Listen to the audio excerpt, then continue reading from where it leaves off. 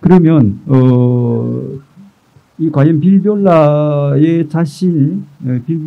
자신의 경험에 대한 약간 그 비교에 대한 생각을 여러분들한테 한번 들어보도록 하겠습니다. 그 이완 작가의 같은 경우에는 여백의 미라든지에 대해서 상당히 그 깊은 철학을 가지고 있습니다.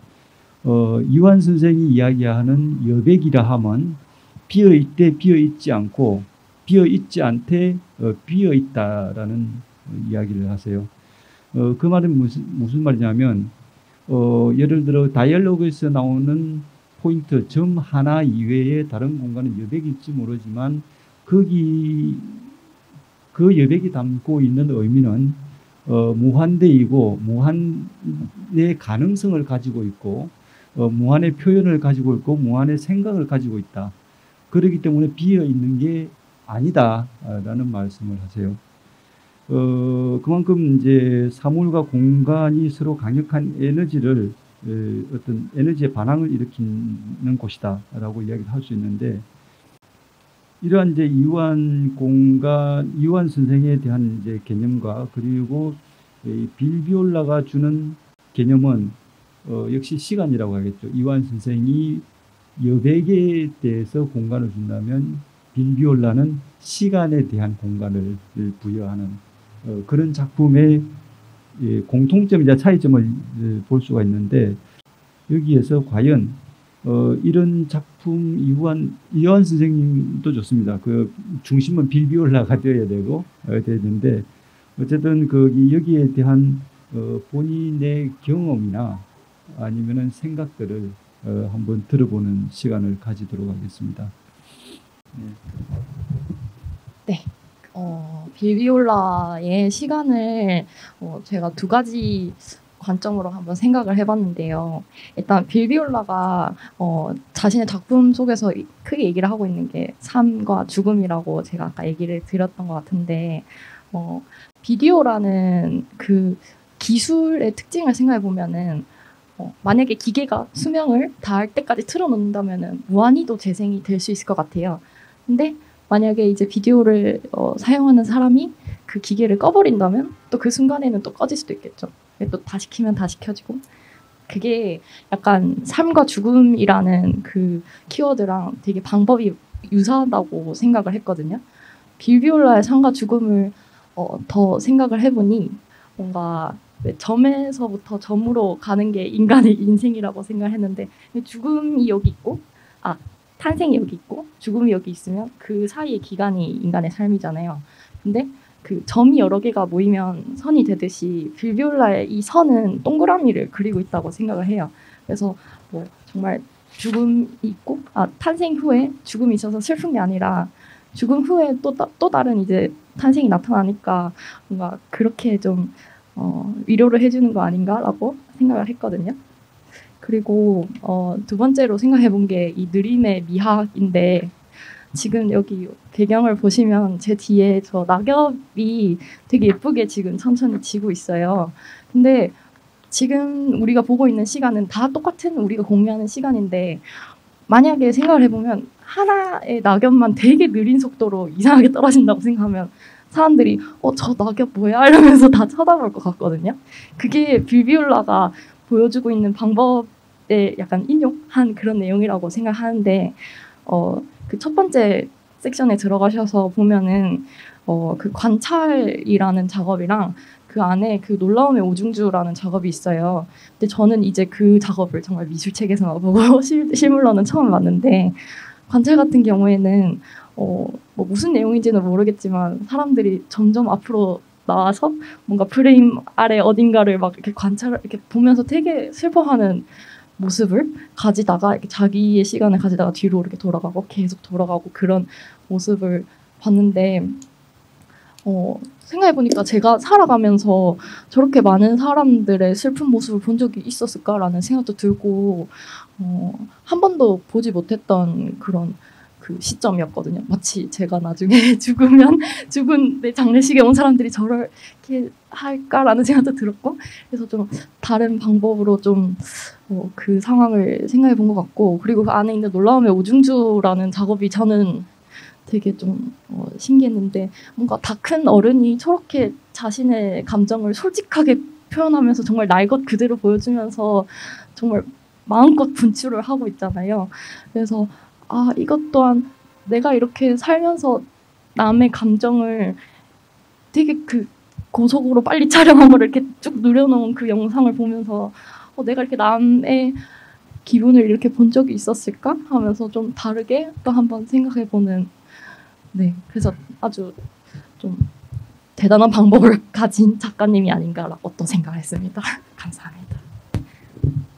네, 그 기계의 온오프를 삶과 죽음에 비유해서 아주 기가 막힌 비유를 해주셨는데 관찰이라는 작품은 그렇죠.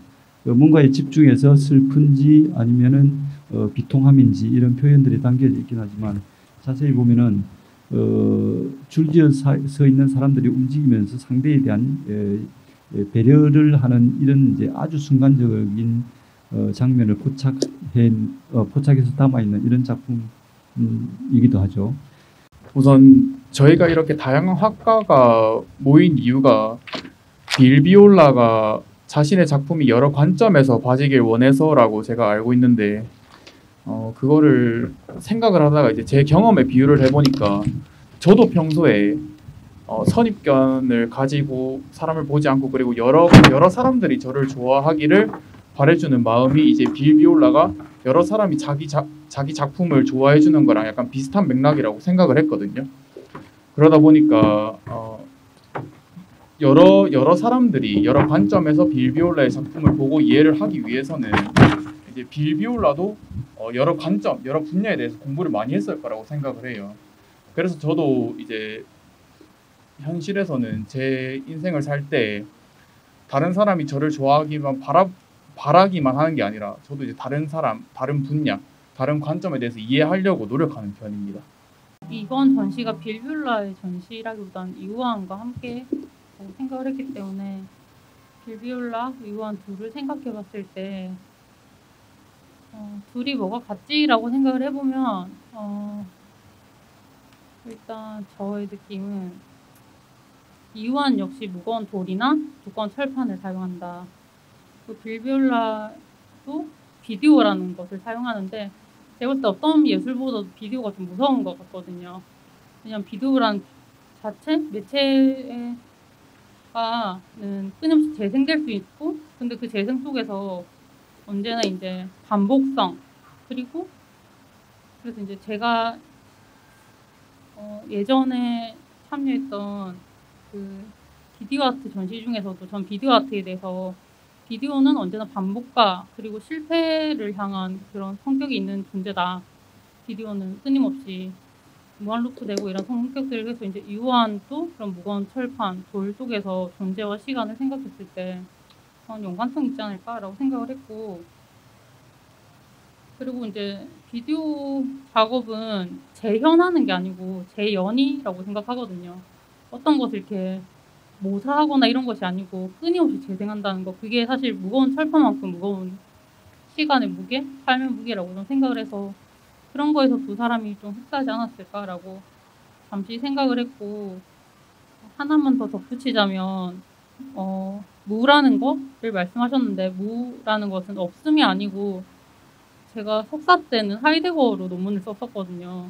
근데 하이데거가 계속 말하는 게 존재들인데 무는 없음이 아니고 무라는 있음으로써 존재하는 것이거든요. 그러니까 존재는 없을 수가 없고 언제나 존재와 시간은 항상 동시에 사고될 수밖에 없다.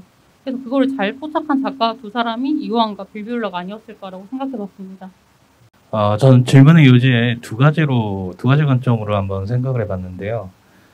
첫 번째는 선불교적 이런 방식에 대해서 첫 번째가 생각했던 거고요. 두 번째는 이 상보적이고 순환적이다라는 부분, 이 부분이 이우환과 빌비올라의 가장 연계성이 있지 않을까 그렇게 생각합니다.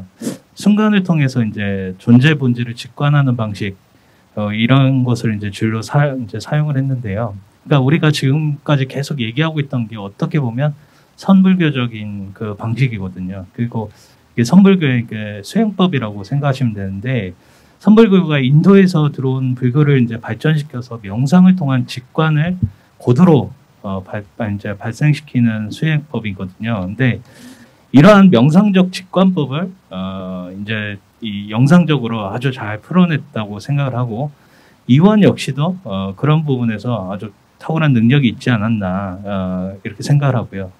두 번째가 이제 상보적이고 순환적이다라는 말을 제가 쓰고 있는데, 이원 역시도 이 연계성이라는 게 있어요. 특히나 지금 사원소가 나오는데요. 제가 전 또 가스통 바슬라를 좋아해서 글을 좀 썼었는데, 여기서 말하고 있는 미올라는 제가 봤을 때 물과 불의 관계, 물과 불의 관계, 이 상보적인 음양의 관계에 대해서 전 동량적으로 해석하고 싶습니다. 근데 이런 부분들이 이완 선생님도 분명히 있었거든요. 그러니까 물과 불이라는 이제 상징적인 사물이 존재의 생명성을 또 표현하였고, 물과 불이 음과 양이라는 것은 뭐 중국의 그죠? 음양화 화합적인 사유를 대변하는 상징적 물질입니다. 그런데 이런 음과 양이란 대립적인 성질의 상호작용에 의해 생성 유지되는 것, 원리를 이제 불과 물이 상징을 하는데, 이러한 원리가 주역의 중국의 주역의 기본 원리이기도 하고 중국 사상의 기반으로 되는 음양오행 사상의 출발점이기도 하죠, 그죠? 근데 이완 선생님도 자세히 들여다보면 세키네 노보 같은 경우에 분명히 뭐 직접적 연관성 이런 거보다는 이 연계성 상보적인 부분들을 상당히 생각을 많이 하셨고요. 그다음에 이 지금 제가 계속 이제 세인트 폴 대성당을 얘기를 드리는데, 그러니까 그 빌비올라 역시도 선불교적인 이 사상을 갖고 있으면서, 그러니까 캐톨릭이잖아요. 그러니까 선불교와 캐톨릭, 뭐 서양과 동양, 이런 식의 서로 상보적인 부분을, 그러니까 대립이 아니에요. 그러니까 상보적으로 이거를 서로가 이렇게 무언가 답은 주어지지 않지만 스스로 깨닫게 하는 이런 부분에서 그러니까 상보적이면서도 순환적인 부분을 계속 얘기하고 있지 않는 물질의 근원적인 거, 근본적인 거에 대해서, 그것도 이완 선생님도 그것도 마찬가지라고 생각합니다. 그래서 이런 선불교적인 동양 사상 플러스 상보적이고 순환적인 것, 이것이 아마 이완 선생님과 빌비올라의 가장 핵심이 아닐까 이렇게 생각합니다. 네, 잘 들었습니다. 조금 전에 그 질문, 대화의 포커스가 본인의 경험에 대한 이야기 또는 본인에 대한 생각을 이야기를 듣고자 했습니다.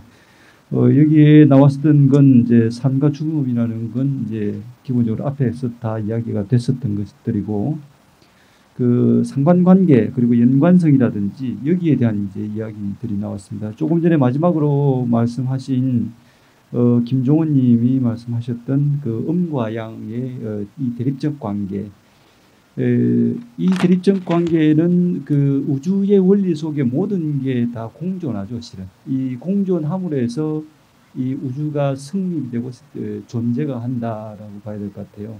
음과 양이 그렇지만 죽음과 삶이 그러하고, 그리고 남과 여가 그러하고, 그리고 그 유와 무가 그러하고, 그러하듯이 이 상호 대립적인 관계가 공존함으로 해서 이 우주의 원리가 작용을 한다.